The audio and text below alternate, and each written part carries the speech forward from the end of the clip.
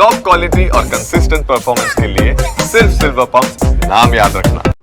હોળીનો તહેવાર છે અને પર્યાવરણને હાનિ ન પહોંચે તે માટે વૈદિક હોળીનું મહત્ત્વ વધી રહ્યું છે અને ઠેર ઠેર વૈદિક હોળીનું પ્રાગટ્ય પણ કરવામાં આવશે અને તેને લઈને તૈયારીઓ પણ કરવામાં આવતી હોય છે।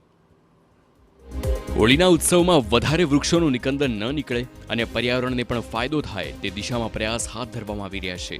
આ વખતની હોળીને કોર્પોરેશને વિશેષ બનાવી છે।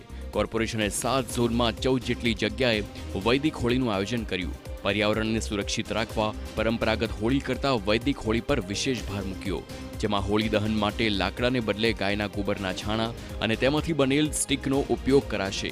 અગાઉ અમદાવાદમાં રસ્તા પર રખડતા ઢોરનો આતંક ઠેર ઠેર હતો, પરંતુ આજ રખડતા ઢોર હવે કોર્પોરેશનના કરુણા મંદિરમાં વિહરતા જોવા મળે છે। કોર્પોરેશન દ્વારા ગાયોના છાણનો ઉપયોગ કરી સ્ટિક અને ઉપલા બનાવવાનું નક્કી કરાયું। કરુણા મંદિરમાં રોજનું 5000 કિલો છાણ ઉત્પન્ન થાય છે। અત્યાર સુધી તેમાંથી 18340 ઉપલા તેમજ 15330 જેટલી ગોબરની સ્ટિક તૈયાર કરાઈ છે અને તેનો જ ઉપયોગ હોલિકા દહનમાં કરવામાં આવશે।